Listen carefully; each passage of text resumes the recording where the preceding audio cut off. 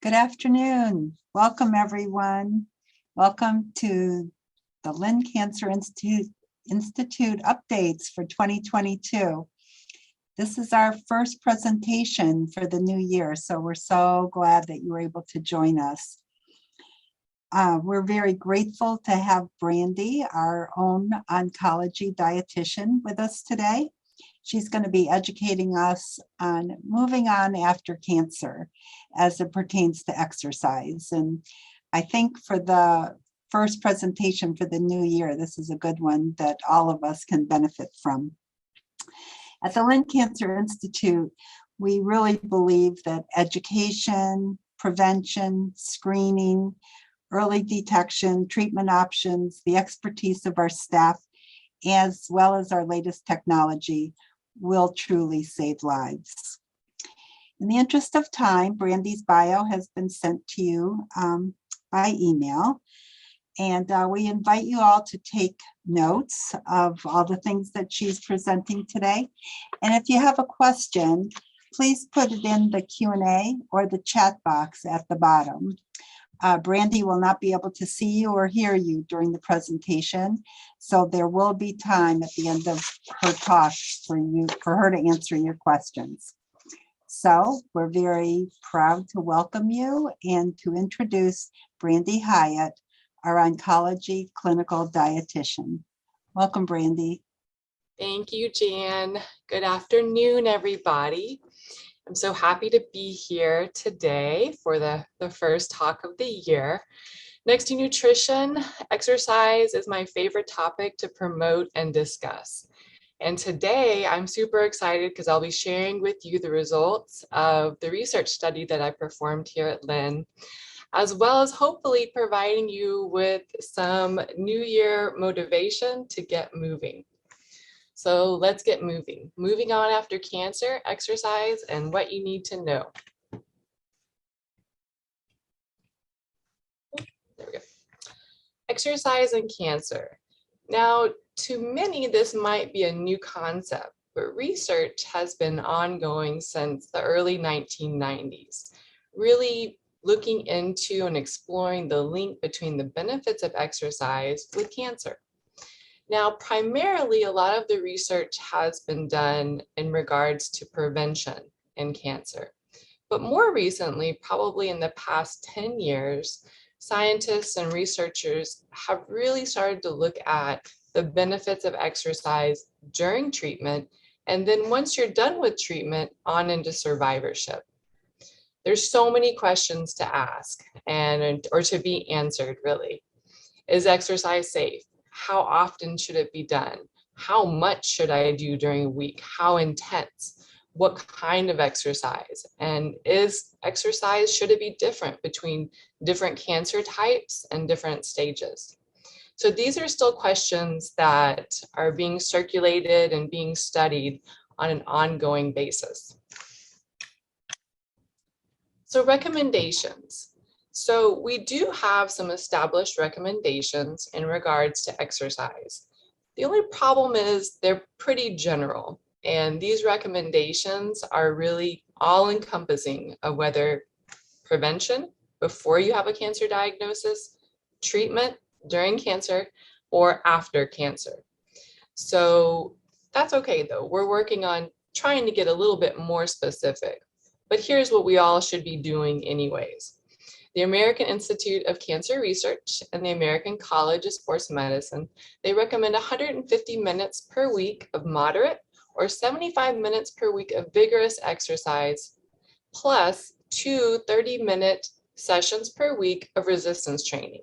Okay, so that's where we incorporate the bands or the weights. Now, what does vigorous versus moderate exercise really mean? So if you're engaged in moderate exercise, you're really still able to talk at a good pace, but not sing. And if you're engaging in vigorous exercise, you really need to take a breath between every 3 or 4 words. So that's kind of a little guideline for you, okay? Vigorous exercise would also include running more than a 5 mile an hour pace. So that's about a 12 to 13 minute per mile pace. Also, swimming is clumped in there, soccer, shoveling. So if you're really hardcore into gardening and that's one of your activities that you do a lot of, that's included physical activity, and jump rope. Now, moderate exercise would be considered more of like brisk walking, but you really got to get your heart rate up too. So you got to move those arms. And then also some other ideas for moderate: shooting a basketball. That can also get the heart rate up, as well as slow dancing. So now that we know what the recommendations are and what we should be doing, what are the benefits of exercise, especially when it comes to cancer treatment? So what research is finding, or what they've found, is that exercise reduces cancer-related fatigue. So many of you, if you've experienced radiation or chemotherapy, you may have had that just kind of groggy kind of feeling where you just don't really want to do much. But really, we want you to keep moving because it's going to help decrease that amount of groggy feeling that you do have. Reduces chemo brain. It improves mood and helps you feel more in control, which is a really interesting topic. And we could go on and on for a while about control. You know, when we're diagnosed with cancer, we don't always feel like we're in control because we can't really control the diagnosis. But we can control what we feed our bodies in regards to nutrition and the exercise that we participate in. Those things we can definitely control. And we know that they are going to be beneficial. So the more we try to incorporate them, the more in control we're going to feel. Exercise also helps restore that aerobic capacity. So helping you when you're trying to build endurance, you know, you're trying to go for longer walks, you're building your aerobic capacity. It helps you maintain a healthy body weight, which is very important. And that's going to be super important, especially when we talk about survivorship. You want to maintain a healthy body weight to help reduce the risk of cancer recurrence down the way. Exercise also helps improve and function of the pelvic floor. It improves balance, increases your bone density. Okay, so that's mainly with our resistance training. So that 30 minutes a day, twice a week is gonna, with the resistance bands or the weights, is really gonna help with that bone density increasing. It's gonna help make ADLs, activities of daily life, easier, and overall improve quality of life. At a more metabolic level, exercise also helps increase insulin sensitivity, which sometimes can be decreased during cancer treatments due to some of the medications that are provided during the treatments. Exercise also helps decrease the lipids that are floating around in your body. The only way to really increase, one of the ways to increase the good cholesterol in your body is to perform exercise. Exercise increases mitochondrial function, decreases inflammation, and also increases the muscle mass and strength. Now we know the recommendations and we know the benefits of exercise, but why? What are the most common reasons why people don't participate in exercise? What are the barriers?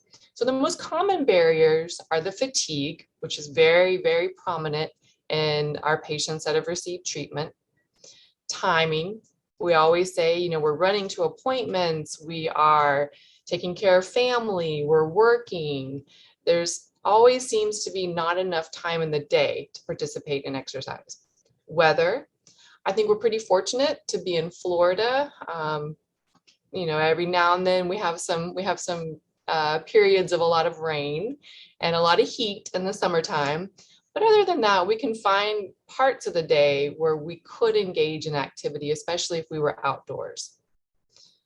Side effects related to treatment. So sometimes we're just in addition to the fatigue, maybe we have some nausea, maybe we have some bowel changes, we're just not feeling 100%. Maybe we don't really have a good history with exercise. So potentially, if you've never really thought exercise was important or participated in it, it's going to be a little bit more of a barrier to just start doing exercise. Up until today, you may not have known that there were benefits of exercise. So now you do. So now that can't be one of your barriers.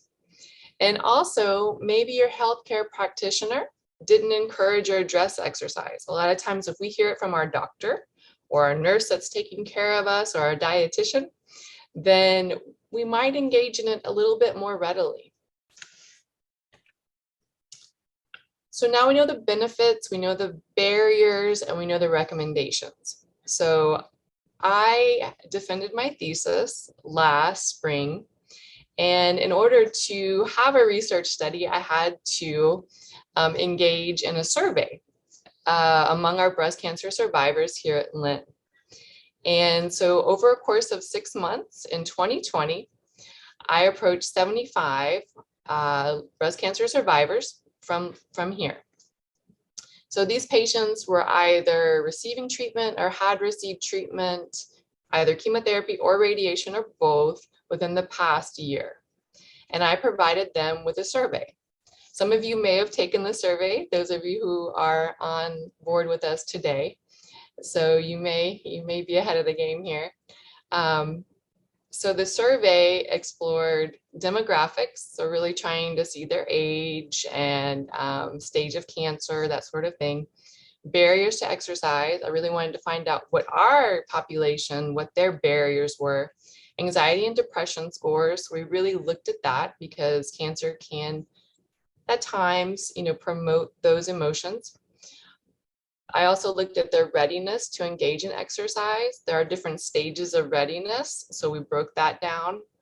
I looked at their exercise before they were diagnosed with cancer and their exercise during diagnosis. And then I also looked at their attitude towards exercise and if they had a good support system and encouragement for exercise, and then what they thought they could control in regards to exercise during treatment, as well as their self-confidence with exercise.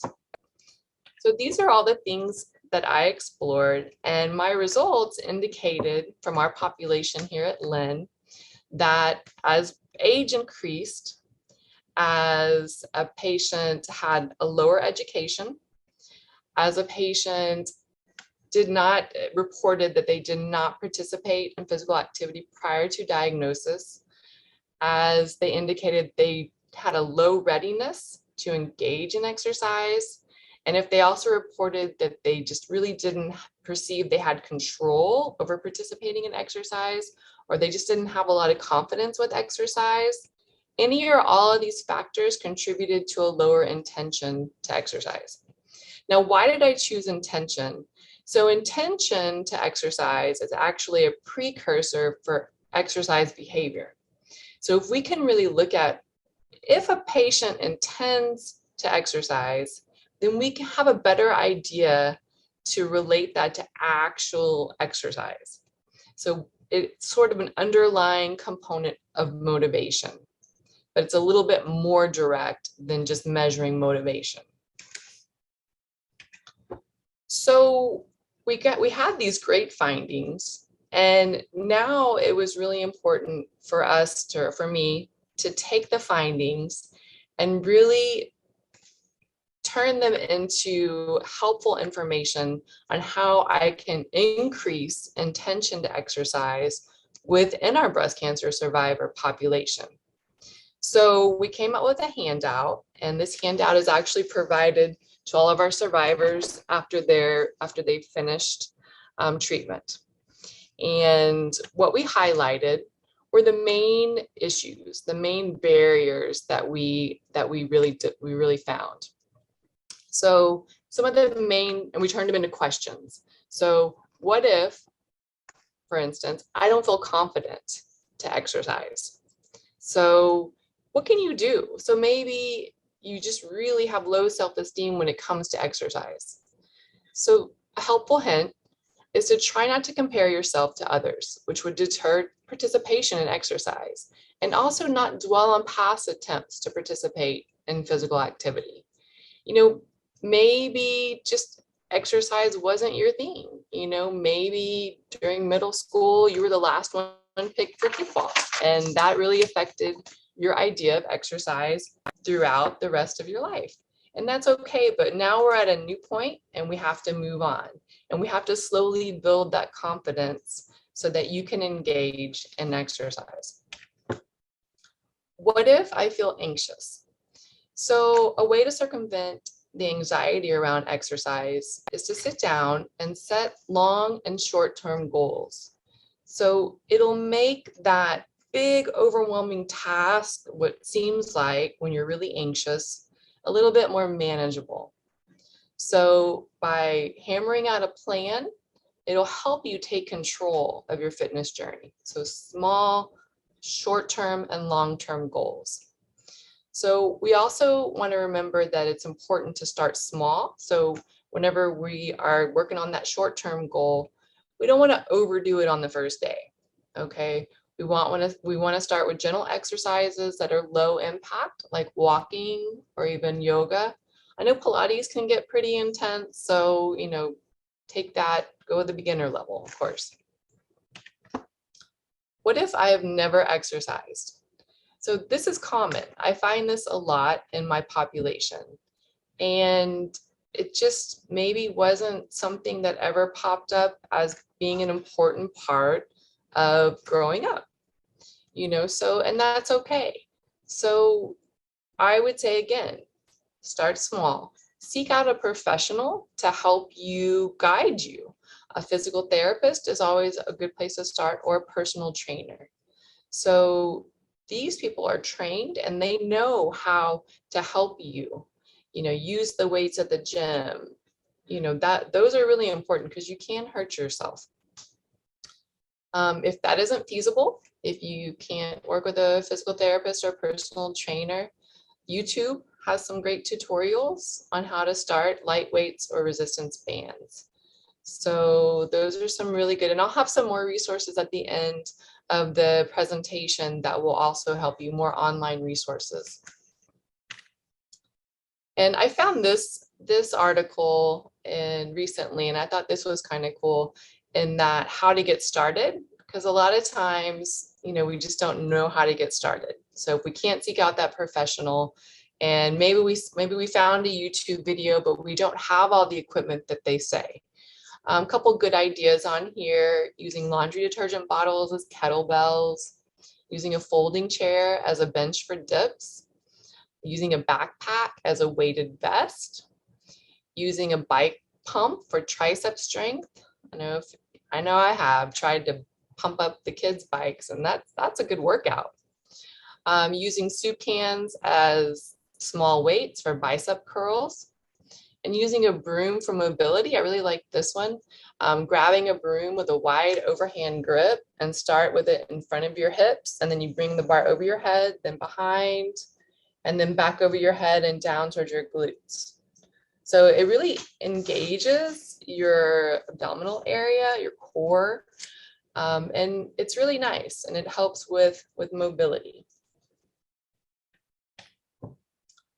Another question: what if I just don't like exercise? Okay, so it's important for you to really kind of do a self-evaluation, in that thinking about what it is you would enjoy doing.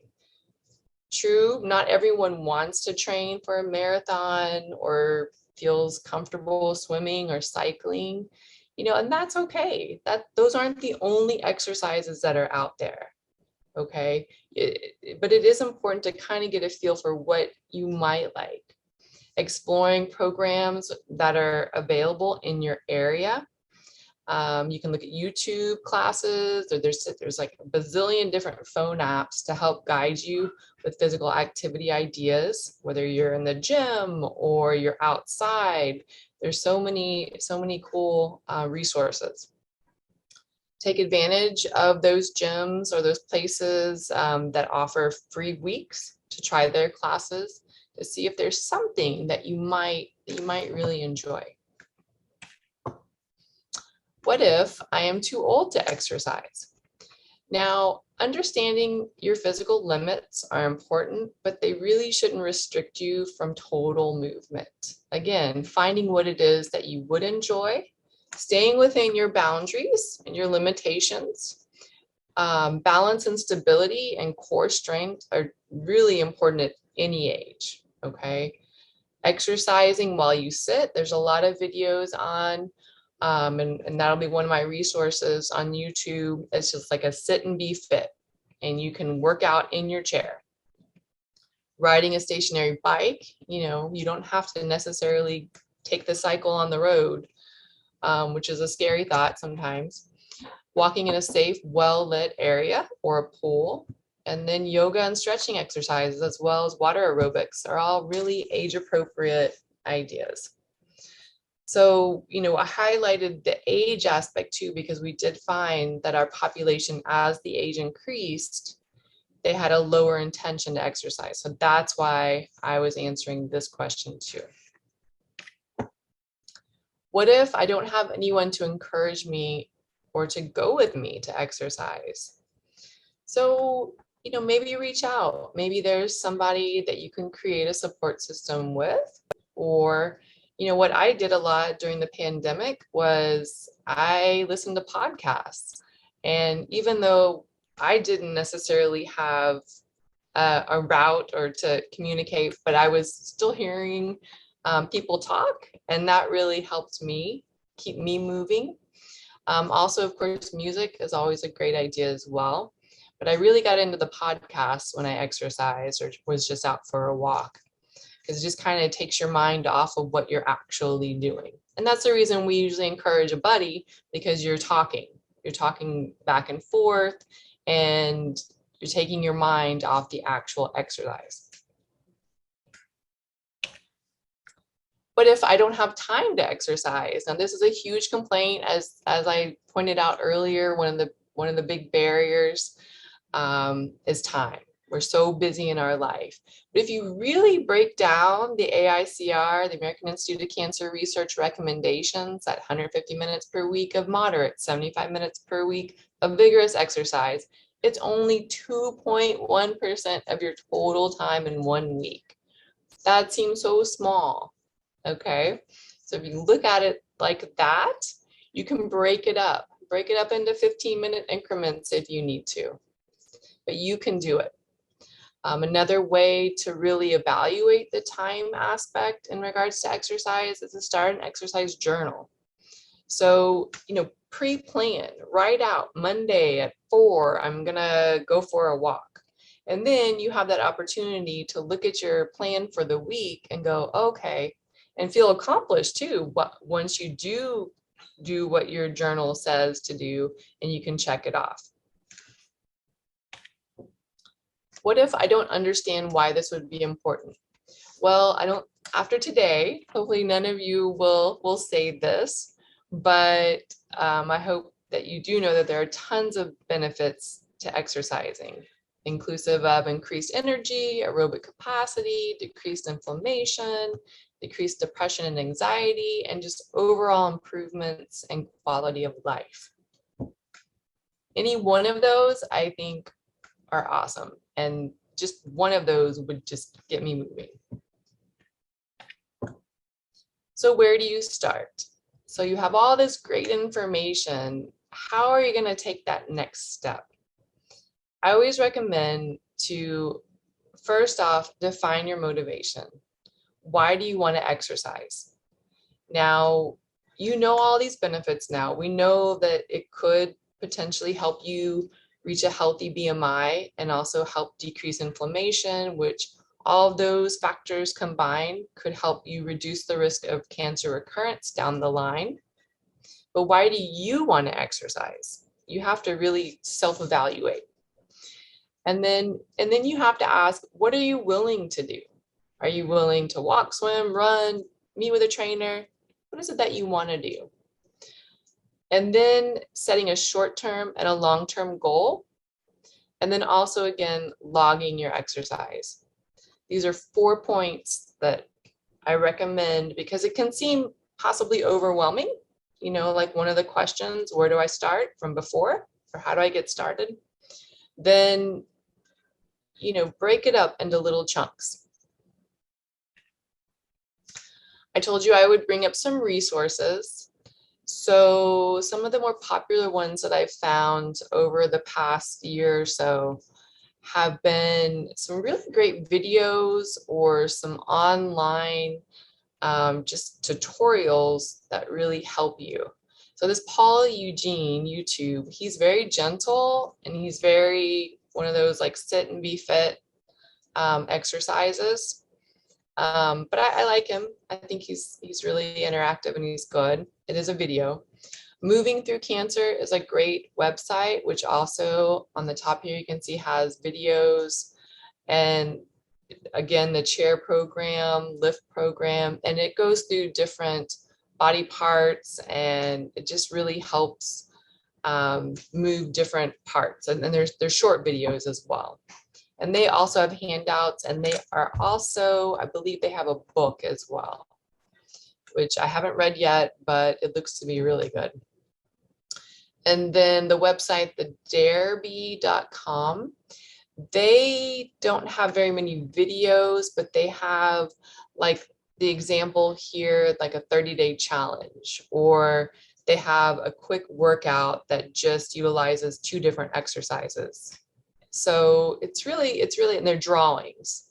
So it's a nice site to print out something and do it in your house. So exercise and survivorship, it's time to start your post-treatment journey. So it's time to lace up your comfy athletic shoes and get moving. You can do this. I want to thank everybody for listening to my presentation. I feel like I went through that really fast. Oh, I have 2 more things to say.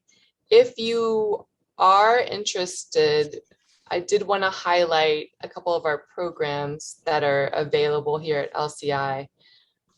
We do have a weight loss intervention program for our breast cancer survivors. So if you do have any questions or interest in that, please feel free to reach out to me. And then we are referring out to the National Cancer Institute. They're doing a nationwide study.